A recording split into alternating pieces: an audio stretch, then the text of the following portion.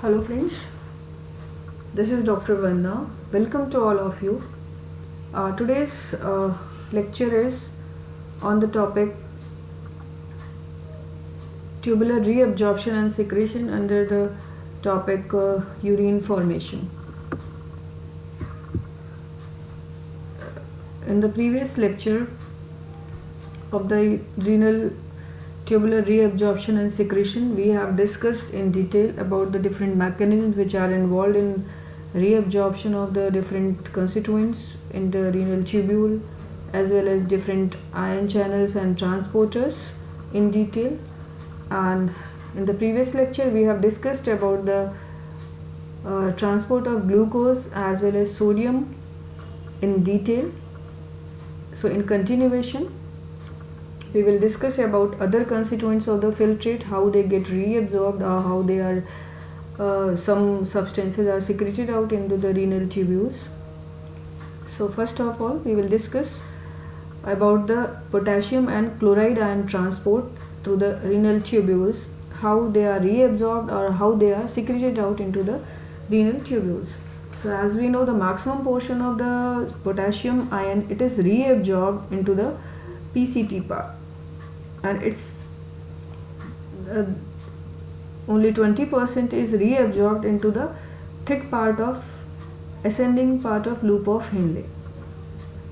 So the maximum part is reabsorbed into the PCT, and that reabsorption is basically not an active transport or reabsorption. It is a passive reabsorption because of the electrochemical gradient which is generated because of activity of the sodium potassium ATPase transporters which are present into the basal side of the tubular epithelium. They are continuously throwing 3 sodium ions outside into the interstitium and taking in 2 potassium ion into the renal tubular cells. So there is always deficiency of positive ion within the renal tubular cells, and that's why there is a always electrochemical gradient for secretion of few other ions, like few positive ions like potassium ions. So because of that electrochemical and concentration gradient, sodium is going to be absorbed to the renal tubules. In the same manner, potassium also gets reabsorbed into the renal tubules,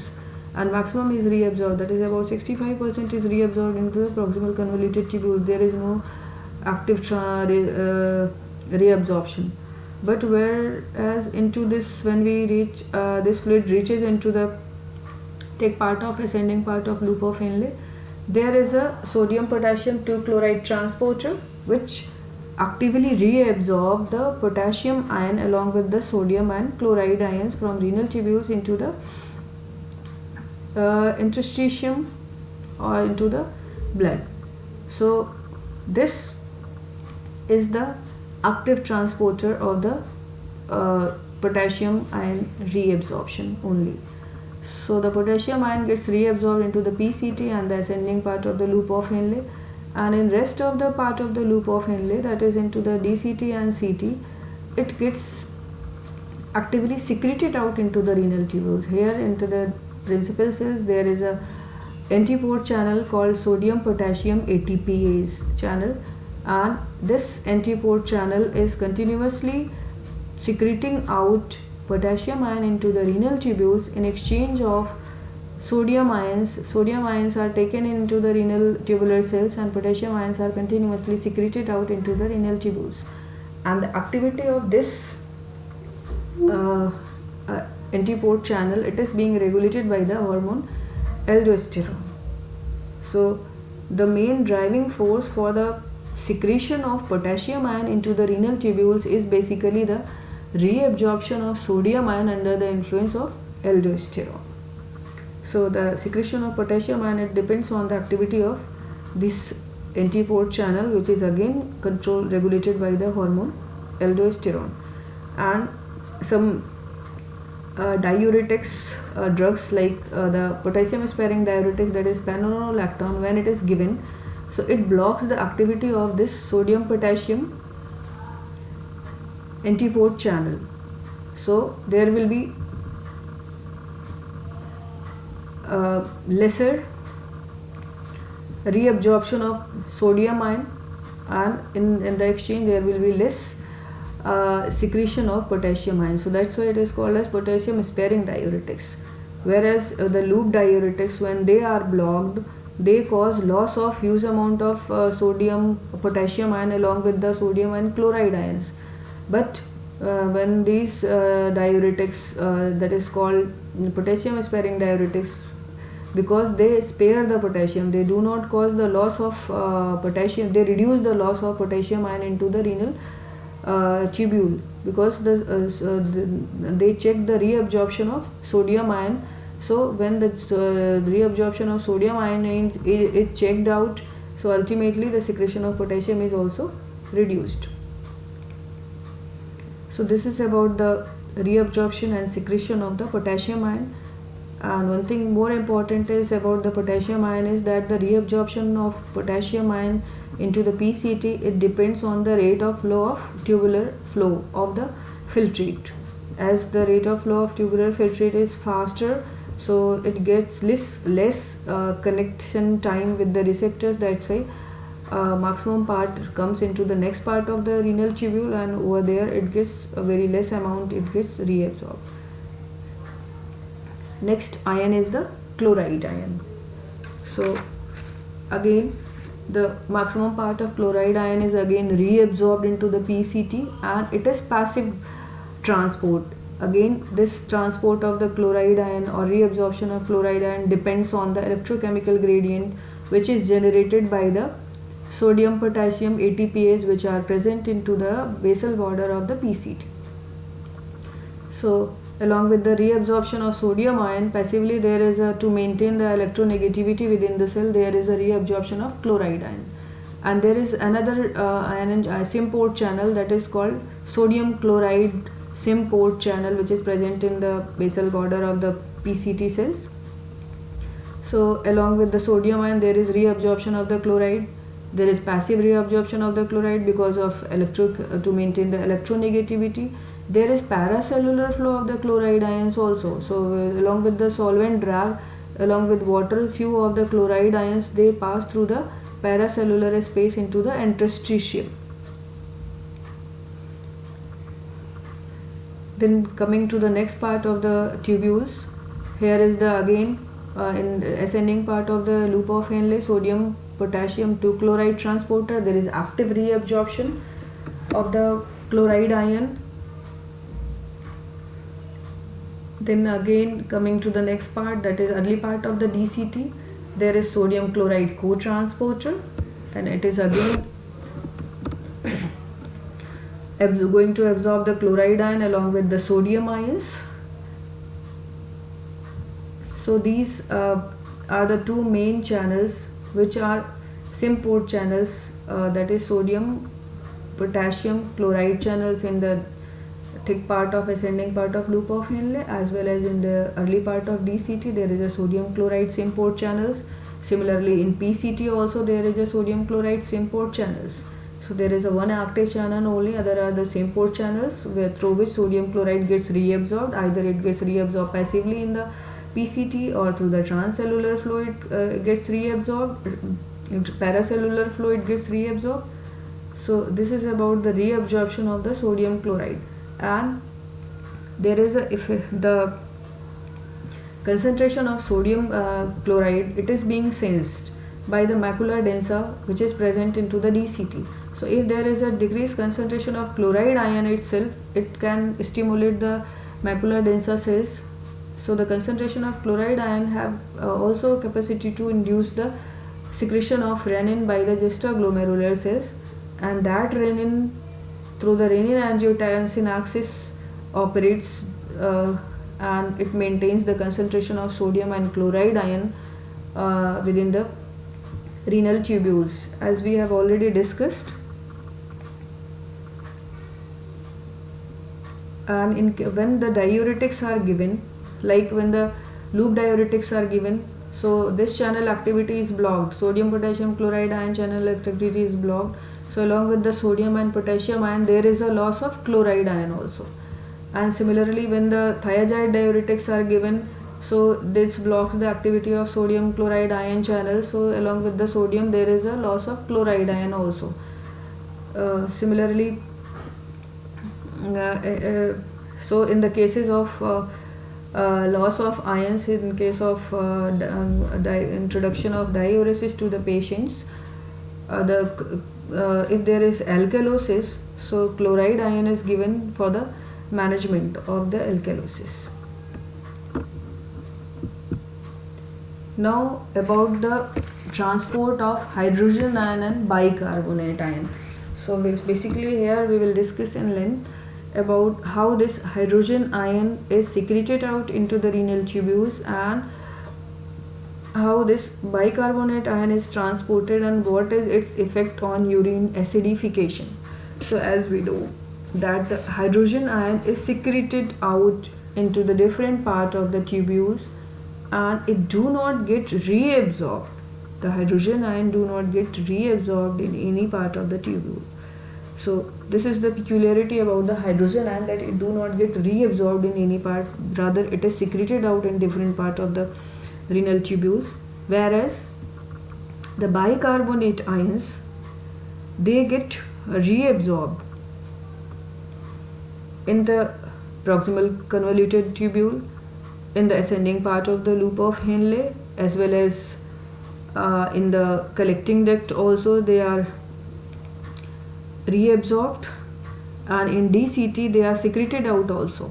So the bicarbonate ion, they are reabsorbed as well as they are secreted out into the renal tubules also. So the hydrogen ion is continuously generated in the renal tubular cells. As in the PCT cells, here this is the epithelial cells of the proximal convoluted tubule. Over here we can see that there is a presence of enzyme called carbonic anhydrase enzyme. So the carbon dioxide which is produced within the cell, it gets combined with the water, or the carbon dioxide which gets reabsorbed from the luminal surface of the epithelial tubular cell. It comes into the cell, and that carbon dioxide gets combined with the water in the presence of carbonic anhydrase enzyme. There is a formation of carbonic acid which is highly unstable. It gets dissociated into the bicarbonate ion and the hydrogen ion, and this hydrogen ion which is generated by the breakdown of bicarbonic acid, it gets secreted out actively into the renal tubules in exchange of sodium ions. Means there is an antiport channel called sodium hydrogen ion antiport channel. So this hydrogen ion which is generated into the PCT cells, it gets actively secreted out, and the sodium ion gets reabsorbed, and the electrochemical gradient or the concentration gradient, it is provided by the activity of again sodium potassium ATPase. Since this antiport is a secondary active transport at this ion channel, and the electrochemical gradient which is generated by the sodium potassium ATPase activity, it is responsible for absorption of sodium ion, and in exchange the produced hydrogen ion is secreted out into the renal tubules, and the formed bicarbonate ion, through the bicarbonate ion channel, it is again passed out into the interstitial space adjacent to the renal epithelial cells or tubular cells. Over there, this bicarbonate ion either directly goes into the blood, or it gets combined with the bicarbonate ion and form a sodium bicarbonate. So this formation of bicarbonate is regulated by the this bicarbonic acid is regulated by the carbonic anhydrase enzyme. Similarly, the secreted hydrogen ion which reached into the renal tubules, it gets combined with the this bicarbonate ion, because this bicarbonate ion which is present in the filtrate, it do not get reabsorbed directly. It gets reabsorbed in an indirect manner. because there is no ion channel into the luminal part of this PCT or in any part of the renal tubule which can reabsorb this bicarbonate ion directly. So this bicarbonate ion, it gets reabsorbed indirectly into the renal tubules and reabsorbed into the renal epithelial cells, and then it passes into the, again it is converted into the bicarbonate ion, and then it is passed into the interstitium or reaches into the blood. So how this happens? So the hydrogen ion which is secreted out into the renal tubule, it gets combined with the bicarbonate ion which is filtered into the renal tubule. So these there is a presence of carbonic anhydrase enzyme into the these luminal side of this brush border cells of the renal tubules. So this again there is a formation of bicarbonic acid into the renal tubule itself, and it is, since it is highly unstable, so it gets again divided, break down into the carbon dioxide and water. So here we can see that how this bicarbonate ion gets combined with the hydrogen ion and makes the bicarbonic acid and gets dissociated into the carbon dioxide. So here this bicarbonate ion is indirectly absorbed into the form of carbon dioxide. Now this carbon dioxide which is formed again reabsorbed into the renal tubular cells, and again in renal tubular cell it recombines with the water, and in the presence of carbonic anhydrase enzyme it again makes the bicarbonic acid, and again there is a split of that and formation of hydrogen ion and bicarbonic acid, bicarbonate ion. So in this manner this bicarbonate ion gets reabsorbed, and this bicarbonate ion acts as a buffer as it immediately gets combined with the hydrogen ion which is secreted out into the renal tubules. Then the fluid passes into the next part of the renal tubule here. So again the hydrogen ion into the early part of the DCT, there are the intercalated cells which have the hydrogen ion ATPase pump, which is an active pump which is actively secreting the hydrogen ion by utilizing the energy into the renal tubules. So in the renal filtrate there is a NaCl, there is a sodium hydrogen, there are the phosphates of sodium Na2HPO4 which is basic, and NaH2PO4 which is acidic. So these are the two hypophosphates along with the sodium salt. So this Na2HPO4, it gets combined with the hydrogen ion which is actively secreted, and it utilizes this hydrogen ion. So this acts as a buffer. So this makes Na2HPO4 gets converted into the NaH2PO4 and releases one sodium ion, and this sodium ion again gets reabsorbed into the principal cells of the DCT or CT through the sodium hydrogen ion antipode channel. So this sodium gets reabsorbed, and there is a secretion of one hydrogen ion, or along with there are another transporter called sodium and potassium ion. So when the sodium ion gets reabsorbed, there is a loss of one potassium ion also. When this hydrogen ion reaches into the collecting part of this collecting tubule, so there are the, or in the DCT, this is the cell of the renal tubule. So these cells have capacity to utilize the amino acid glycine, and they break down the glycine and they release the ammonia.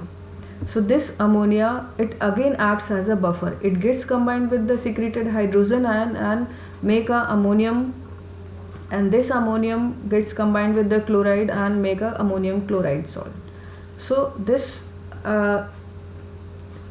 and the in this collecting that part again, there is a formation of carbonic anhydrase. There is a carbonic anhydrase enzyme and the formation of bicarbonic acid, and it gets split into the hydrogen ion and bicarbonate ion. So again there is active secretion of hydrogen ion, and its hydrogen ion is again taken up by the ammonia and makes the ammonium chloride or ammonium salt.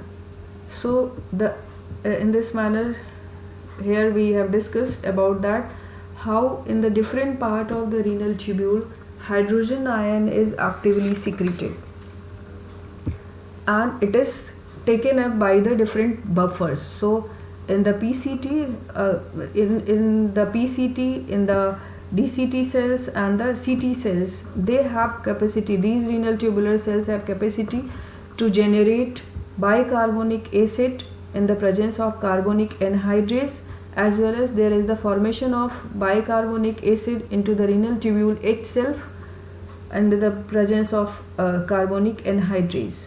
So in the first part, this hydrogen ion which is secreted out, it is buffered by the bicarbonic acid, and into the next part of the renal tubule, that is when it reaches into the DCT, over there the sodium phosphate, it acts as a buffer, and it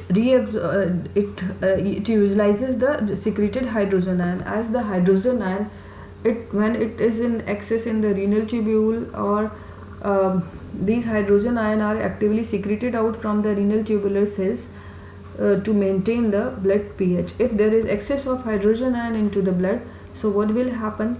It may cause acidosis, into a condition of acidosis. So that's why the secretion of hydrogen ion into the renal tubule is very essential to maintain the blood pH. And the cells of PCT as well as DCT and CT have capacity to generate the bicarbonic acid under the presence of carbonic anhydrase enzyme, and they are continuously producing bicarbonate ion and hydrogen ion. Bicarbonate ions, they get reabsorbed into the interstitium and reach into the blood, and hydrogen ion, they are continuously secreted out into the renal tubules. And the bicarbonate ion which is in blood, it again through the filtrate comes into the renal tubule. Over there it gets combined with the hydrogen ion. So whole this cycle is maintained, and into the renal tubules the bicarbonate ion act as a buffer. And there are other buffers also, that is sodium phosphates. There are sodium phosphate salts which also act as a buffer. Into the DCT and CT part also. So this utilization of glycine protein, it is done by the renal tubular cells, and the cells of PCT as well as the cells of DCT and CT have capacity to utilize the glycine, and they release the ammonia, and this ammonia again act as a buffer, and it gets combined with the hydrogen ion. So there are the three buffers, that is bicarbonate ion, sodium phosphate compounds, and the ammonia. These three are the buffers which are going to neutralize, or they are utilizing the hydrogen ion which is actively secreted out into the renal tubules. So the ratio of these sodium phosphate ion salt is Na2HPO4 is basic and NaH2PO4 is acidic. Its ratio in the blood is 4:1, whereas in urine its ratio becomes 1:4. Means the acidic form of this sodium phosphate, it is more in urine, because it is going to reabsorb all the hydrogen ion and it is losing its sodium ion. The secretion of hydrogen ion is increased in case of hyperkalemia, in case of increased glucocorticoids, and the aldosterone hormone, it also regulates the activity of sodium hydrogen ion antipode channel. So in case of, there is a congenital renal tubular acidosis. This is the condition, and it is of two type, in which type 1 and type 2, in which there is a defect in the secretion of hydrogen ion.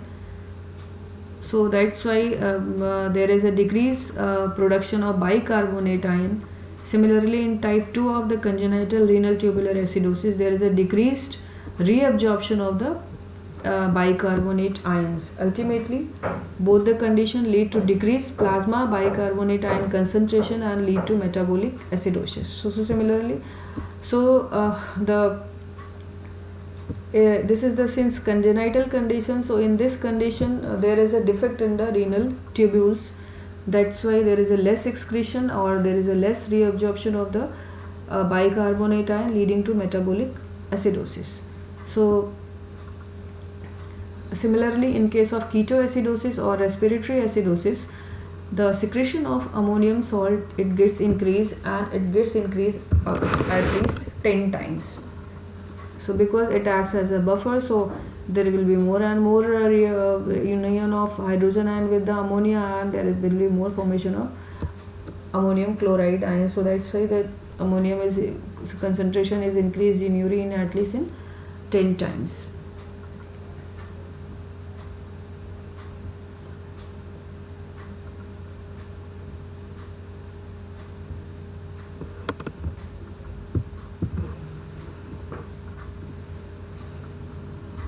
Next is the calcium, magnesium and phosphate reabsorption. So as we know, the maximum calcium is reabsorbed in PCT through the paracellular flow via the osmotic, because of osmotic drag, and the reabsorption of calcium, it is being regulated by the parathyroid hormone, and its receptors are present into the it enhances the reabsorption of calcium into the distal convoluted tubular part of the renal tubule.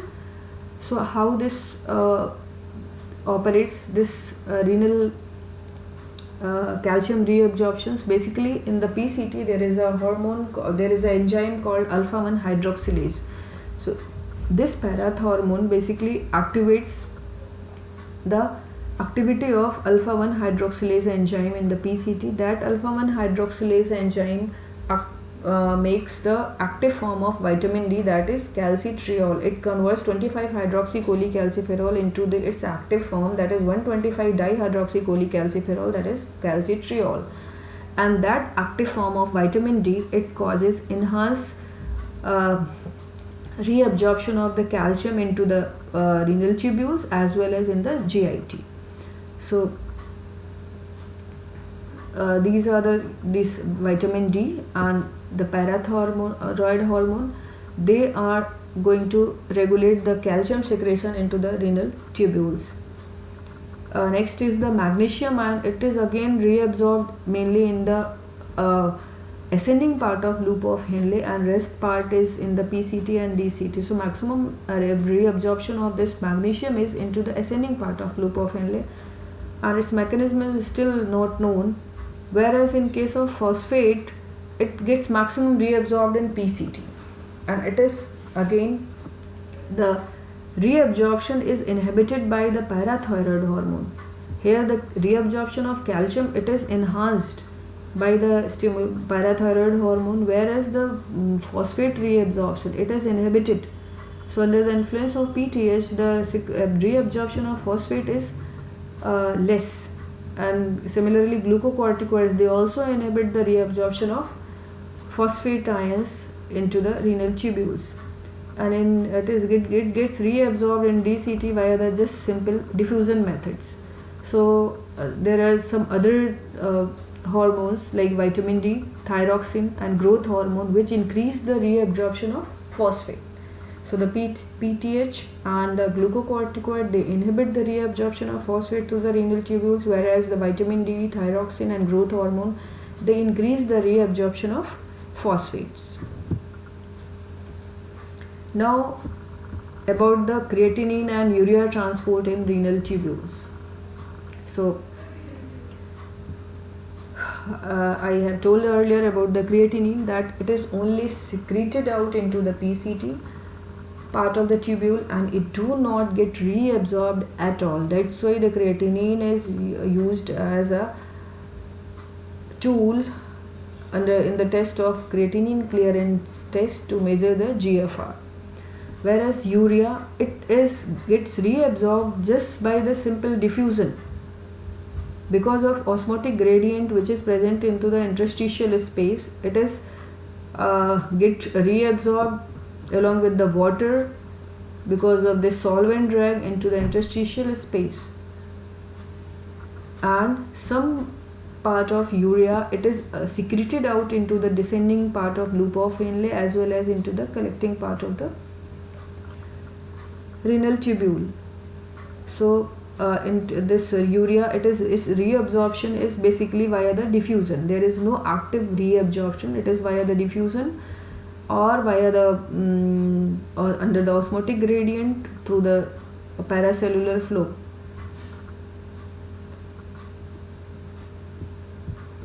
So thank you, and this is all about the different filtrate constituents, their reabsorption and their secretion into the renal tubules.